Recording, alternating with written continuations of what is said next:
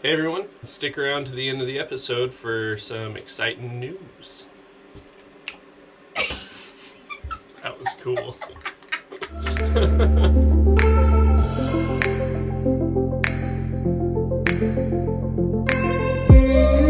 The moon there. Voila.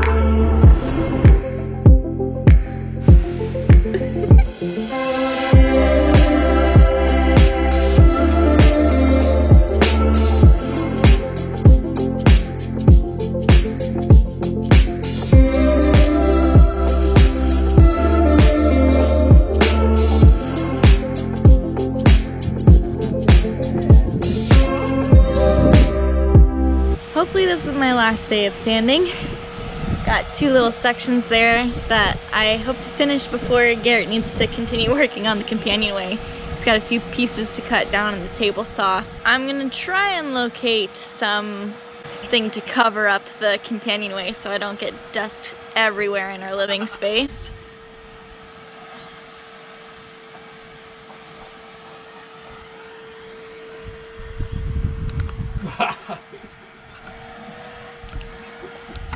What are you doing?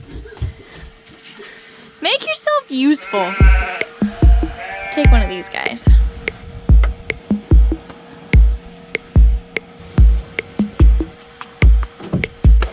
Ah, stop it!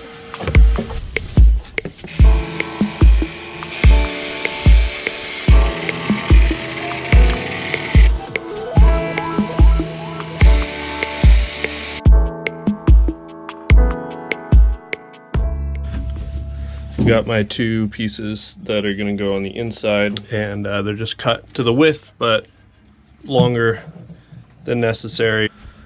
Just making a little pattern with some door skin just to get my angles top and bottom, and then I'll need to get a reading on the bevel, the angle here, and down here is 90 degrees, so I don't need to bevel that. So I've got the inside side bits dry fit clamped into place at least, and then I'm making a pattern for these kind of trim pieces that go on the inside, which will also carry up a little bit higher and help support the top drop board when it's in case we get hit by a big wave or something. It'll help support it from being pushed in. That's done. So now I can take this piece and transfer it onto my piece of bloodwood that I'm using.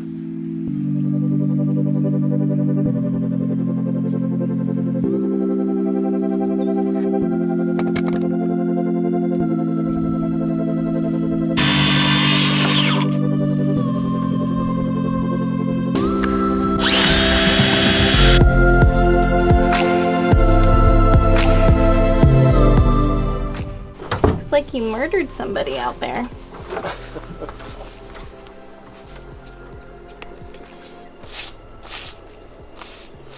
He's working on the port side here. And the starboard is clamped up in place. But he's yet to sand that one, so it's a little bit darker. A little bit of goo.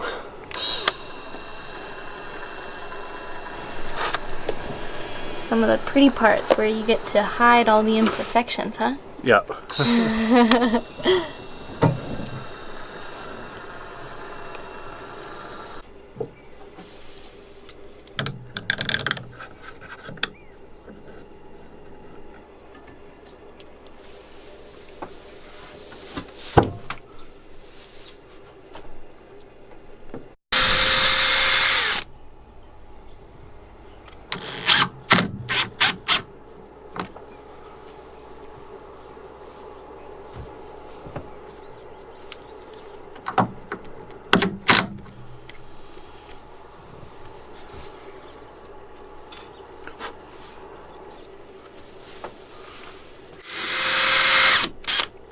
Look at all the oils that came out of the wood.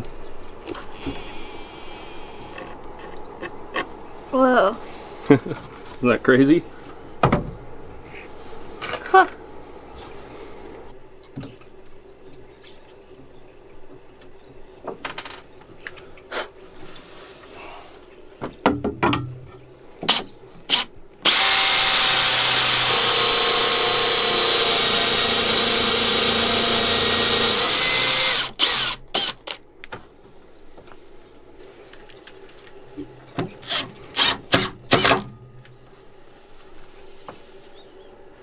Can you do me a Flavor Flav? Maybe. Can you go in that bag full of random screwdrivers I have and find a star head screwdriver that fits that for me?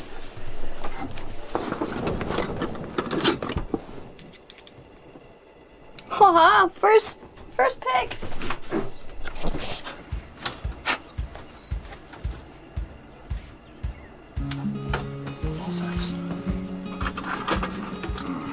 Screwdriver, please. Thank you. This doesn't fit. It doesn't fit at all, and it's not even a star head, it's a square head. What? No. What is that? It's a star head.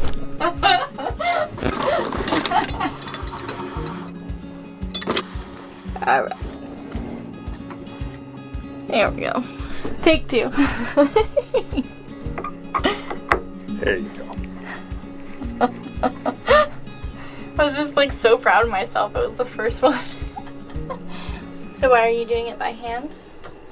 Because it's not completely flush against the runner? Yeah, because I'm using pretty wood trim to hide my very sloppy job of doing this hatch when we were up in Washington, and I had zero care, or like I was just so over everything. And so I did a really hack job. Like this bit is like comes in and then it goes up, it's all kinds of messed up. Inevitably there's going to be a gap up here fitting to this face, so I'm using hand tightening these screws, so I pull the top of this trim piece in exactly as far as I want to pull it in, so that I have a nice even gap up here that I can just run one bead of caulking down and it'll look nice and clean. So yeah, just using trim to hide my sins. Impatience. Your sins.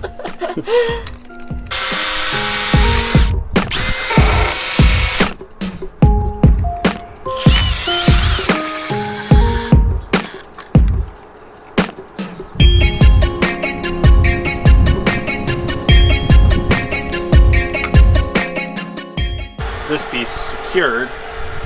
Now I can tap this side runner, or this side, whatever you want to call it, I can tap that in so it meets up perfectly flush with here, and then I can bolt this piece through the cabin, and then I can fasten the outside pieces that'll go all the way down, and those just get fastened in with screws.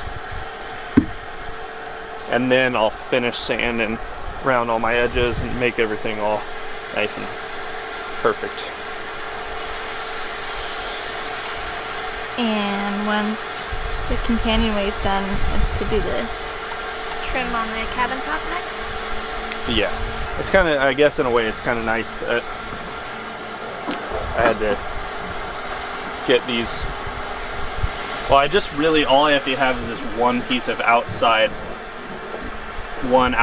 piece of I don't know, whatever you call it, one of the outside piece that holds the drop board in, in order to do the trim out here the way I want to do it. I mean, yeah, I could put the trim on and cut it, just anticipate where that's going to go and then put the trim on there later, but the way I look at it is I should probably just do it because I've been procrastinating on this Companionway for like 2.5 years. I don't know why. Every time I think about working on it, it's just a huge mental block, and it's like, no, I can't do it. And it's also kind of nice in a way that's annoying, but in the long run it'll be nice that in order to get this outside piece, which is the only piece that I want to get on, I have to basically do the whole thing, because this one goes on last after everything else. But it's a blessing in disguise, because we'll actually have a finished Companionway hatch. And it's at a time when, I don't know, I feel like I have a little bit more like motivation and headspace for like real woodworking projects, like the bowsprit, and then, you know, like doing all this fitting and getting to use really nice woods and making everything just doing some finished carpentry. So. And now we have some really nice exotic pieces too.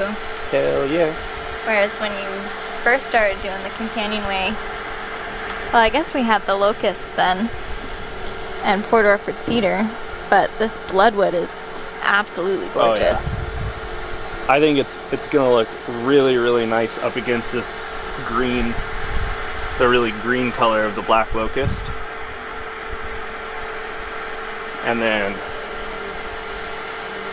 yeah, I'm thinking I'll do Paduke across here. Or if I have enough bloodwood, I could do bloodwood across. Or I might do something crazy and do like wenge or zebra wood. Why not? I thought about like, I wonder if it would be kind of like eclectic, but kind of cool to just throw zebra wood across there, because then it's like super three really unique, beautiful woods, like black locust, which is super unique because it's green, you know, not very many woods are green, and then bloodwood, just like this deep dark red purple, and then the zebra wood, which is just all like crazy. It's like a conglomeration of beautiful wood. You have to do like Purple Heart verticals on the outside or something. Well rounded. Or I could do wenge on the outside. That'd be pretty, because it's like dark. Yeah. It's cool. We'll see. We'll see. Tomorrow will tell us. It's looking nice though. I think it's gonna work out well. I'm gonna be able to hide my lazy carpentry. Nothing, a nice little bead of Sikaflex. Just tape it off, run a bead, smooth it in, all clean, and never know that underneath there is my laziness. Or actually not laziness, more like just sheer frustration and just like completely over it. Messy headspace. Yeah. But, ooh, yeah. Well, you look really pretty in this light, not crazy at all.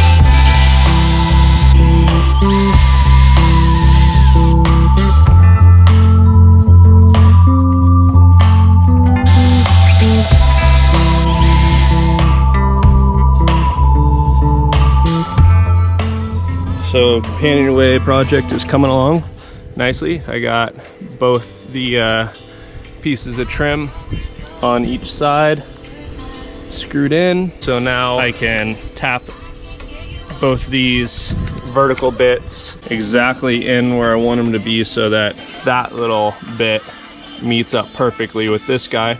So I'll just wrap on them a few times with the hammer, get it right where I want it, and then I'll go ahead and drill for the bolts for both of them, probably 3 bolts, and then I'll pull them back off and I'll finish sand them, or at least round all the edges and stuff, the stuff that will be a pain to do once it's in place.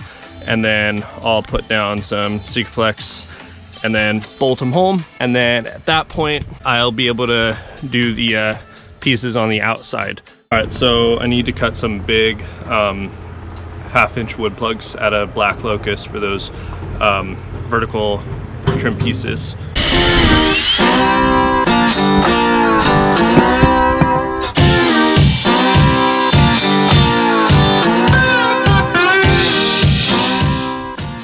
All right, got my wood plugs.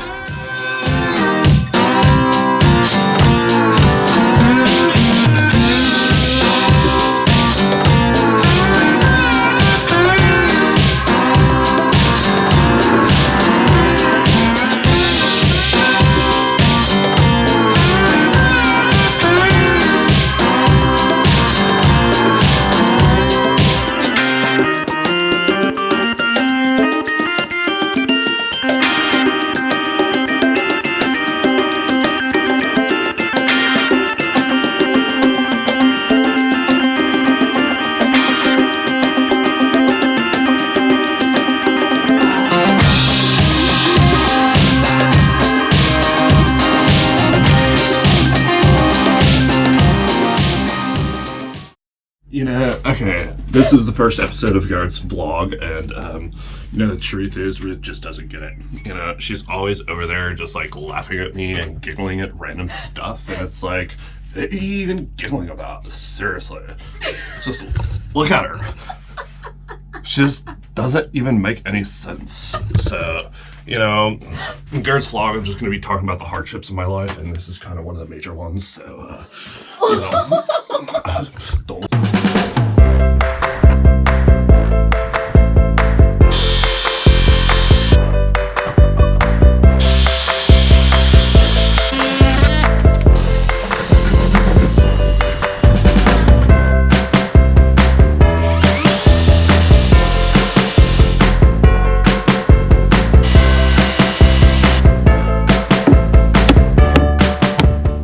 Clamped it in place, gave it a little tap with the hammer, and so I have 3 little notches in the back. So I'm just going to take a Forstner bit and bore out a little recessed area for the nuts, and then I'll be able to sit that flush, and then I can screw it in.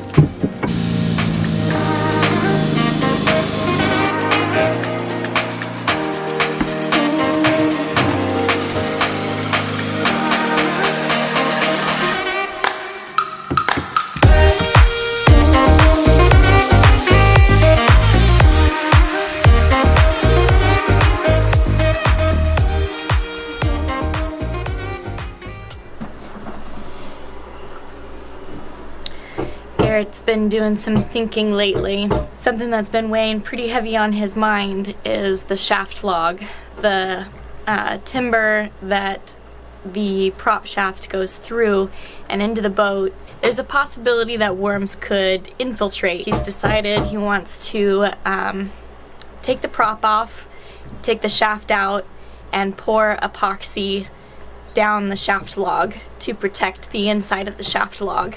He could probably explain this way better. Anyway, he's worried, and so he's just kind of biting it, and he's been in the middle of doing the Companionway, but has decided to take today because he's motivated enough to do it, and it's more important, probably the most important, second to, well, probably still more important, but then also redoing our bottom paint, because protecting a wooden hull is, I mean, that's everything.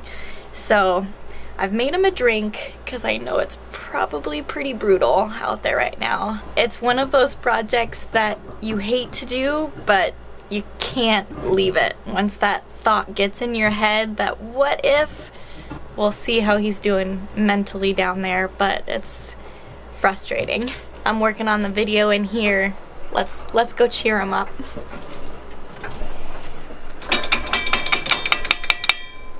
Brought you something to help.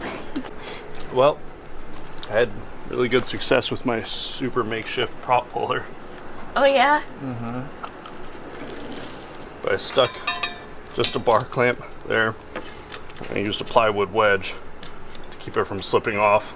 And then I just took a little wood piece and just tapped around the back of it, and then it popped loose. Does the metal like swell?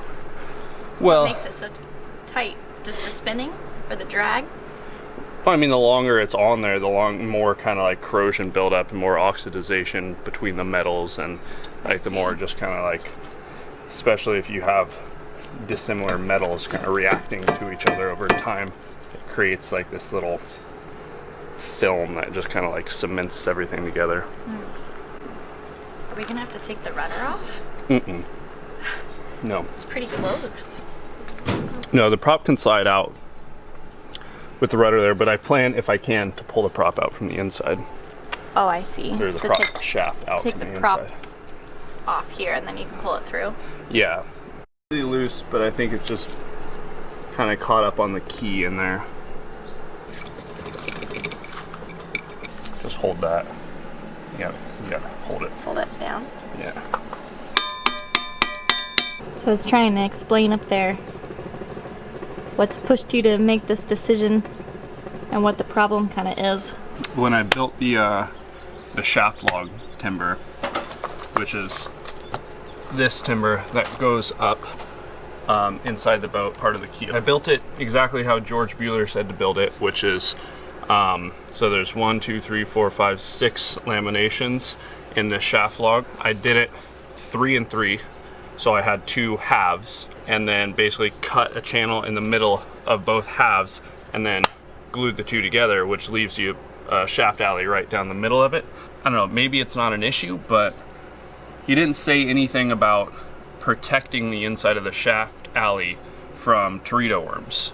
And so I've got this all done, all dialed in exactly how I want it, but the last few nights I've just been sitting thinking like, well, the cutlass bearing has all these little water passages through it to allow water inside because it's a water lubricated bearing. So the shaft alley fills up with water. So if water can get in, that means teredo worms can get in. And if my shaft alley is unprotected, that means teredo worms can start eating the keel from the inside out. And that's a terrifying thought. And I didn't think about it when I first built the shaft alley because it would have been so easy. I was epoxying everything together. I could have just done a heavy layer of epoxy on the inside of the alley that I cut. But I didn't think about it because I was busy building the boat and had so much other stuff in my mind. And then, yeah, I just like last couple nights I'm just like this oh shit moment. Like worms can probably get in there. So unfortunately I've decided that it's a big enough issue to do something about it. And because I mean we're out of the water now, so, and it's not that big of a deal. So I've come up with a solution so I don't have to completely tear everything apart and redo it. So up next, we start to tackle that pop-up project, as well as finishing up our cap rails. It's raining! So it'll be basically just like a epoxy lined inside of the shaft alley. Yeah.